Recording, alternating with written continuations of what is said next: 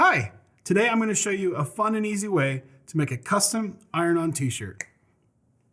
Well, maybe not that easy. I'll show you how.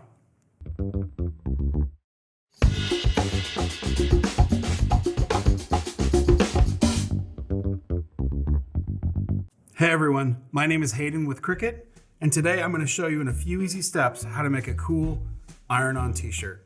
To start off, we have our Cricut Explore 3 cutting machine here, as well as our EasyPress 2 that will allow us to transfer our design onto our t-shirt. Of course, we have a t-shirt because there's no project without it. We also have a sheet of our Smart Iron-On. This is such cool material because you don't need a mat. You can just put it right in our Explore 3 machine and it cuts beautifully. We also have a bunch of other products we're going to be using along the way, and I'll explain them as we go. Among them, we have a heat transfer mat, and we also have a trimmer tool, as well as some of these accessories. So, to start off, we're going to go to Cricut Design Space. We're going to design it here, and when you're ready, it sends the design to the machine to cut. And I'll walk you through each step. It's super simple. To start off, we have a blank canvas here. And I think a nice simple t-shirt would be something with text. I'm going to put the city that I live in. I'm going to do all caps because that will make a statement. Cool, I like that. I think instead of having it just be straight text, just going across the chest area of the shirt, I'm gonna curve it. So up here in Design Space in the edit area, we have this curve option that you can select. And there's a slider that you can go left or right, and that changes the curvature of the text. I'm gonna scrub this over here to the right because I like how that arch looks. And that feels pretty good to me. I've got my shirt here, just a regular plain t-shirt. And I'm just gonna lay it down here on my mat just for reference. Fold back the collar. And this is a 12-inch mat. And I think that probably an 11.5-inch design would look cool right across the chest there. So I can kind of assume the placement here. Yeah, I think 11.5 inches is gonna be good. Okay, I'm gonna set this shirt aside. Let me come back over here to Design Space, and I'm gonna select the size up here. On the width, I'm just gonna go 11.5, hit enter. Make sure that your proportions are locked also. All right, I think that looks good. I'm gonna just change my color to white because I know I have white material and that will help me preview it better. I'm gonna click Make It in the top right here.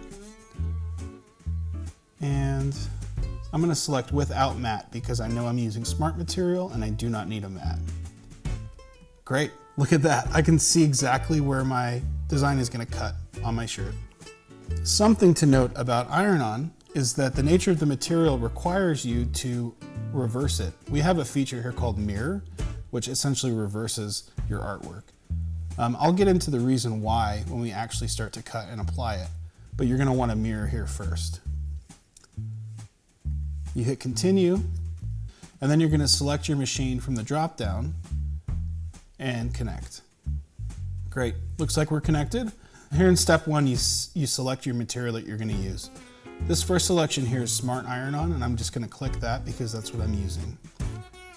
Step 2 tells me to load fine point blade in clamp B, and it looks like it's already loaded here in the machine, but if you don't have it, you wanna make sure that you've inserted it and closed it securely. Now Design Space is telling me to load the material and press the load button. So here I've got my piece of Smart Iron-On, and you want to always insert your iron-on shiny side down.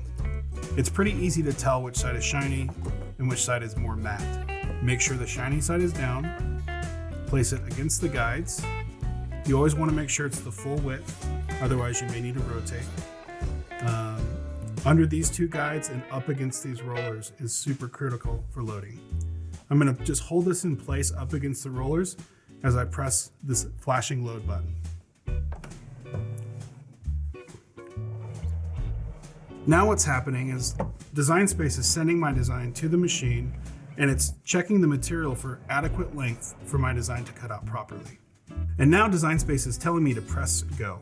So here on the machine, I have a flashing go button, and I'm gonna 3, 2, 1, go. So while this is cutting, I'm gonna turn on my EasyPress right here just so it can start preheating so that it's ready and hot for when I'm ready to transfer my material to the shirt. All right, now that this is done, I'm gonna grab my trimmer tool, and this will allow me to cut a straight line.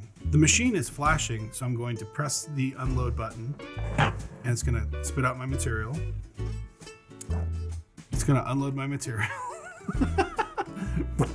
I want another planet right now. Planet Cricut. Good luck editing that one. Oh man, I love my job. Okay, prior to cutting it, I'm just gonna curve the material against the light just to see where my design actually has cut out. It looks like I have a good frame of reference here to trim this. The thing I love about this trimmer is that it cuts in a straight line because it has one job and it has to cut in a straight line. But I've got all this extra iron-on material that I can set aside and use for another project. It just beeped. That is telling me that my EasyPress is preheated. To prep for the transfer, I'm going to remove all the excess material that I don't need in my design. You know, if I try to remove this material with my finger, it's making me wonder, what are you doing, dude? I wish Cricut had some sort of tool that would maybe help me remove this. Oh, look what we have here. We have a cool little tool. It's called a weeding tool, and it helps you remove excess material. You can use it for iron-on, you can use it for vinyl, you can use it for paper. But you can see here that I was able to grab the corner and pull the material away from this transparent backer. So as you start to remove this, you will see, first of all, you'll see your design start to reveal.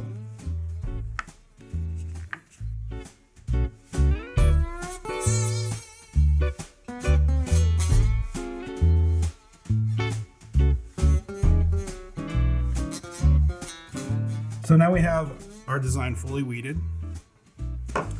And I'm just going to show you here, because we mirrored it, when you actually show the side on which you're going to press, it looks correct. And that's because this, what was the backer, is actually going to be the protective layer between the heat press and the material applying to the design. I'm pretty excited about that. That looks really awesome. I've got my t-shirt here. I want to make sure I've got this ready to go. I also want to make sure, I'm going to swap this real quick. I have my heat mat. And this heat mat is necessary for protecting any surface that you're working with the heat press. It absorbs all the heat, and it's super convenient. Okay, I've got my shirt here laid out on the mat. I'm gonna place my design here just to visualize where I want it to live on the shirt. This part is totally up to you, just based on the shirt size, your body type, the design, how exactly you want this to live. There's really no wrong or right answers. This is all just personal preference, and I think that looks pretty good. So I'm just gonna go here to my heat guide, Cricut.com/heat guide.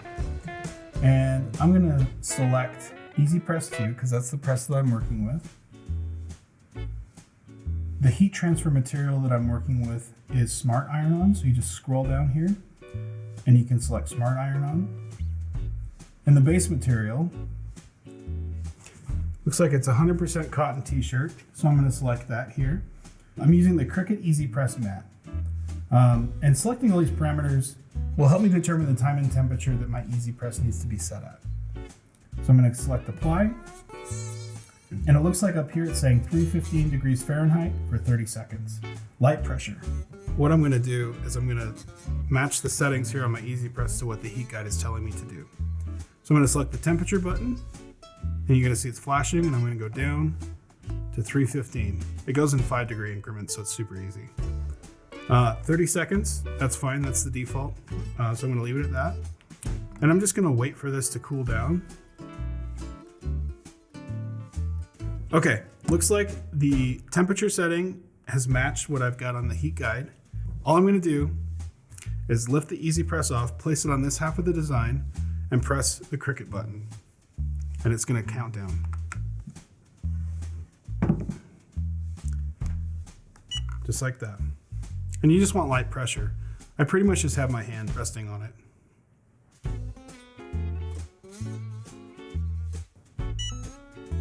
2, 1. All right. I'm going to move to this side and place down and press the Cricut button again. There we go. And it's going to count down.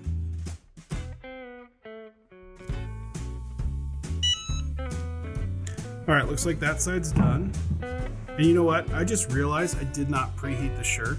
Usually you're supposed to take the EasyPress and just warm up the shirt to prepare it for the iron-on to adhere better. So I am going to follow the rules and do the next step properly. You want to leave this liner on. And you're just going to flip it over. We're just going to press on the back. This just kind of doubles down on the material sticking to the shirt properly. So same thing, I'm just going to put it on the back side. So while it's going, I'm just going to slide this over when it hits 15 seconds.